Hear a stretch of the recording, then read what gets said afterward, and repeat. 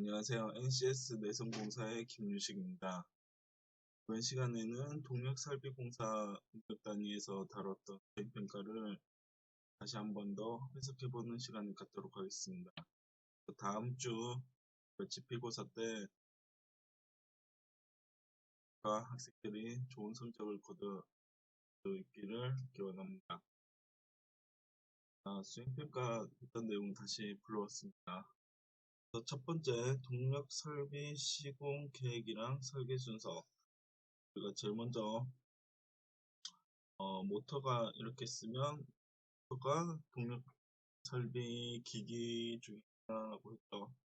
이거를 설치하기 위해선 첫 번째 용량, 이 모터에 대한 어느 정도 힘이 필요한 모터가 필요할지 정해야겠죠. 그리고 이 모터를 둘 위치, 그리고 이 모터에 대한 크기. 조그만 데 들어가 있는데 큰 걸 사면 안 되겠죠. 그래서 이 용량은 보통 크기에 맞춰서 나오기 때문에 이 으로 이걸 어떻게 제어할지 제어 방법을 결정을 해야 한다고 했죠. 이 제어 방법에서 이제 결정이 되면 거의 다 이제 그 다음 게 결정이 된다고 했는데 뭐였을까요? 이 모터에 전원을 공급해줄 전기의 종류를 결정을 해야 한다고 했죠. 뭐 AC 모터가 될 수도 있고 DC 모터가 될 수도 있고 유도 전동기에 들어갈 전원이 될 수도 있고 아니면 직류 전동기에 들어가는 전기가 필요할 수도 있고 그래서 두 번째 단계에서는 전기의 종별을 결정해야 한다고 했습니다. 이렇게 전기에 들어갈 걸 이제 결정을 하고 나면 이 제어 방법에 따라서 이 모터가 어떻게 잘 돌아가고 있는지 이 모터 돌아가는 거를 제어 감시해줄 제어 방법을 결정해야 한다고 했습니다. 이러고 나면 이 모터 끝에 그냥 모터가 들어가진 않겠죠. 이 모터를 돌리는 원인인 그 부하 설비를 보고 이 부하 설비가 이제 어떤 동작을 하냐, 뭐 예를 들어 프로펠러가 있다, 프로펠러 돌아가고 프로펠러가 멈추는 요 기능을 결정해준 제어반을 결정해야 한다고 했습니다. 이 제어반이 결정이 되고 나면 분기회로를 결정하고 이 분기회로에 따라서 이제 어떻게 이 제어를 할지 1람표랑 이 모터를 돌릴 수 있는 전원부 요 전원을 공급해주는 동력 배선이랑 이 옆에서 이제 따와서 어떤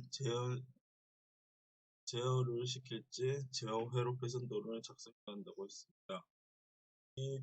그래서 첫 번째 문제의 빈칸은 전기의 종별을 결정하고 부가 설비에 따라서 제어반을 결정해야 한다고 했습니다. 1번은 전기랑 제어반이 답이 되겠습니다. 그리고 이제 두 번째 문제는 전동기의 기동 방법인데 전동기의 기동 방법으로는 크게 유도 전동기, 직류 전동기, 동기 전동기에 따라 다르다고 했습니다.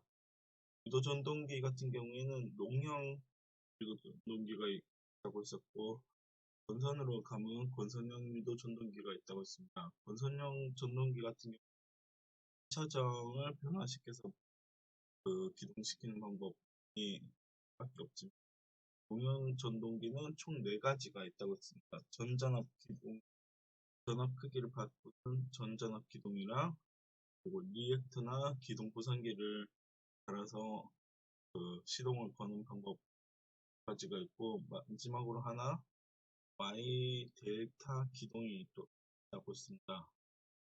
이런 Y 델타 기동 모양은 이제 배선 연결 방식을 바꿔서 상전압이랑 선전압 차이가 6대 3배 차이 나는 Y 결산에서 상전압이랑 선전압이 같은 그 데이터 결선으로 이제 변환을 시켜서 사이로 이동을 실제 배선으로 보면 I 결선이 있고 이제 데이터 결선을 이제 여기 스위치를 달아서 작업을 하고 있습니다. 그래서 전전압 기동, I 데이터 기동, 리액터 기동, 공구상기 기동 네 가지가 공용 유도 전동기의 방법이고 직류 전동기에는 하지만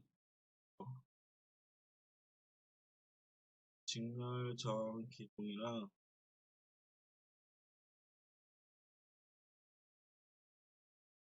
전기자 전압, 즉 그 직류 전동기의 전원을 입력하는 부분에 이제 저항을 닿는 직렬 저항 기동 방법이랑 이제 전동기 자체에 이제 전기자 전압을 크게다가 정상적으로 돌리면서 한 법 두 가지가 있다고 했습니다. 그리고 동기 전동기에는 보상기를 사용하거나 아니면 삼상 기동 전선을 따로 별도로 준비해서 처음에만 사용합니다. 기동 전동기를 이제 직접 돌려줘서 그 보상 기동하는 방법 총 4가지가 전동기에는 있다고 했습니다. 자, 다음 장으로 넘어가서 자, 세 번째는 배선 시공 방식에 따른 장단점 비교였습니다. 그래서 우리 배선 시공 방식에는 총 3가지가 있었죠. 보면 이렇게 뭐 외부 배관까지 작업을 했을 때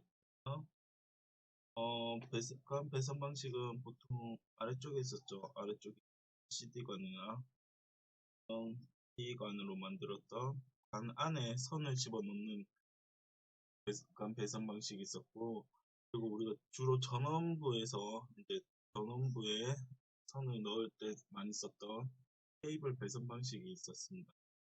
그거 우리가 사용은 안 했지만 이렇게 평소 이렇게 벽에 이렇게 붙이는 조그만 덕트 안에 넣는 버스 덕트 방식 3가지가 있다고 해서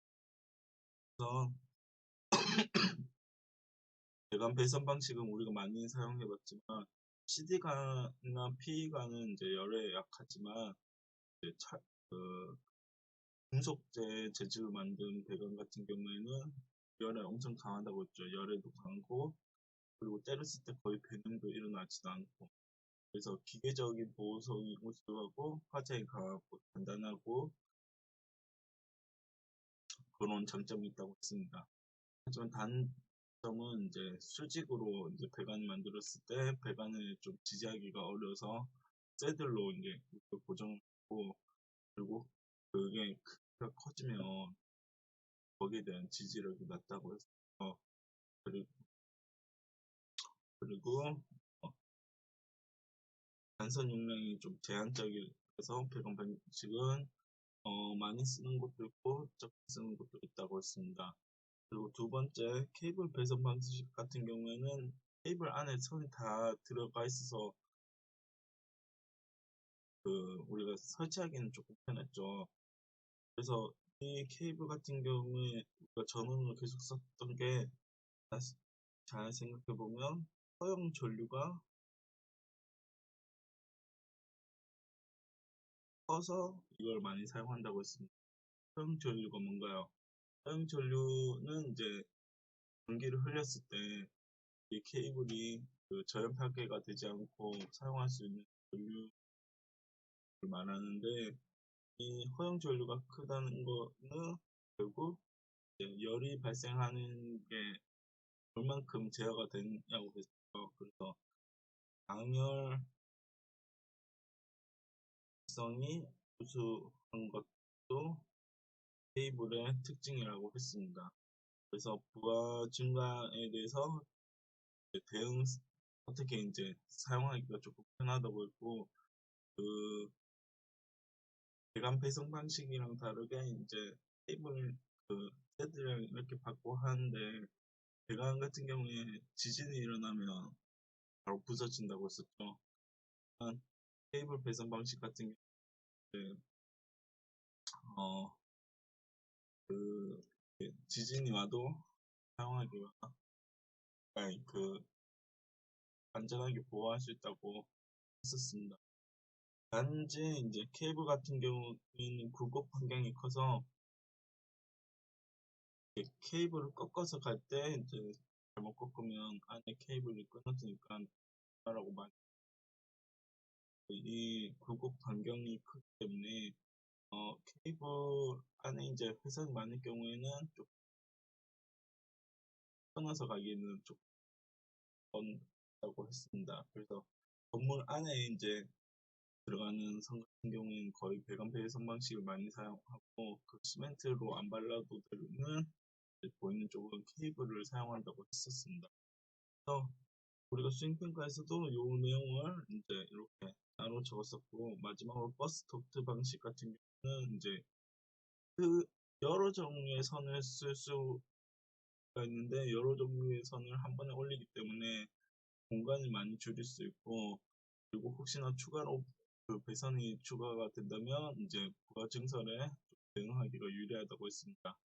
그런 단점은 이제 실제 외부 배관이나 이런 걸 만들어야 하기 때문에 접속 부품이 많고, 그리고 불 나거나 이러면 그 여러 선이 한 번에 이제 피해를 보기 때문에 범위가 넓다고 했습니다.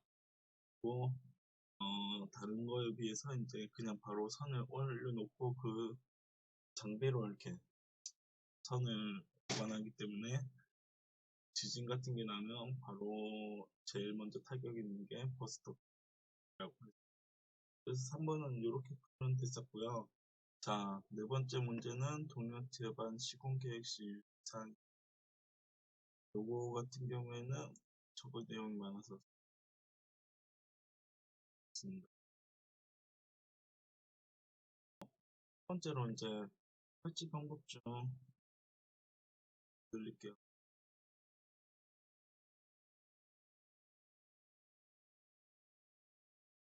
설치 방법 중 이제 벽 부형이 있었죠. 벽에 붙이는 거. 벽 부형 같은 경우에는 이제 벽에 붙이다 보니까 설치벽에 대한 구조적인 여건이 필요했습니다. 구조 설치벽 모양에 따라서 이제 어떻게 설치를 시공을 할지 고려를 해야 했고, 다리평 동력 제어반 경우에는 이제 따로 별도로 이제 지상에 설치를 하기 때문에 요거 같은 경우에는 이제 전도 방지 전기가 이제 그런 때 새거나 아니면 물이 들어왔을 때 이 방수를 어떻게 해야 할지 침수 대책을 마련해. 그리고 두 번째로 일반형 동력 제어반은 이제 그 동력에서 제어 기기 대상별로 별도로 구분하지 않고 이제 내부의 그 설치 기기별로 이제 별도로 하나씩 제작해야 한다고 합니다. 세 번째로 유닛형 동력 제어박 같은 경우는 유닛별로 이제 각각의 배치를 하되 제어 동력 기기 수랑 그 모터 수랑 제어반이랑 제어반을 역할을 할 수 있는 유닛이랑 그 수가 똑같이 설치해야 한다고 했습니다. 그리고 네 번째로 이제 컨트롤 세트를 거 같은 경우는 유닛별로 이제 별도로 구분을 해야 하고 각 유닛마다 이제 별도로 차단된 공간에 따로 설치해야 한다고 했습니다. 그래서 그 화장실이나 아니면 벽에 봤을 때 은색 함으로 되어 있던 것 중에서 이제 에어 센터 같은 이제 다 이렇게 함 안에 집어넣고 했었죠. 이제 별도로 따로 공간에 배치하고, 마지막으로 동력 제어반 같은 경우에는 우리가 이건 기본적이라고 했죠. 뜨겁고 습한 장소에는 반드시 피해야 하고, 설치 환경에 따라서 이제 좀 습기가 있을 만한 곳에는 이는 스테인리스 재질로 처리를 해야 하고, 너무 특정 공간에 또 엄청 크게 만들 수 있으니까 그 구조나 재질에 대해서 선택해야 한다고 했습니다. 그리고 반드시 보수랑 점검이 용이한 곳에 설치를 해서 우리가 혹시나 이상이 있거나 부가 증설을 해야 할 경우 바로 투입할 수 있도록 그러한 곳에 설치해야 한다고 했습니다. 이런 조건에서만 이런 조건들을 고려해서 시공 계획을 세워야겠죠. 그래서 4번은 이렇게 풀면 됐고, 마지막으로 원망 제어 시스템에서 각각의 단계에 따라서 제어 수준이 다르다고 했습니다. 그래서 이건 선생님 사실 점수를 주려고 만들었죠.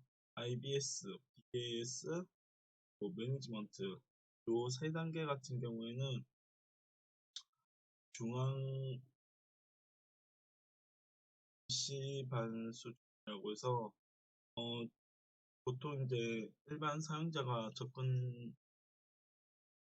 일반 제어할 수 있는 사용자가 접근했을 때보다는 전체적인 큰 틀에서 제어하기 위한 감시반 수준이고, 실제로 뭐 온오프하고 제어하는 요 수준 같은 경우는 장치 제어자가 장치 및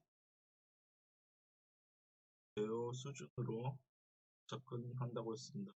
그래서 이 제어 단계에서는 우리가 일반적인 제어할 수 있지만 나머지 IBS나 BAS 그리고 매니지먼트 단계에서는 전체적인 실 내부에 설치를 해서 제어를 해야 한다고 했습니다. 각각의 제어를 하는 거는 제어 단계에서 처리를 하면 됩니다. 건물 전체나 시스템 전체에 대한 제어가 필요할 때는 요 중간 감시반 수준으로 IBS를 구축하고 BAS를 통합하고 관리하는 단계까지 진행이 돼야 한다는 거 잊지 마셔요. 이렇게 해서 이번 시간에는 수행평가를 한번 다시 살펴봤습니다. 이렇게 해서 우리가 이번 시간에는 다시 한번 살펴봤습니다. 한 시간이 되었길 바라고, 아직 다음 주인데 너무 시간을 뺏지 않고 공부할 수 있는 시간 여러분 잘 보고 다음 모의고사 잘 보길 바랍니다.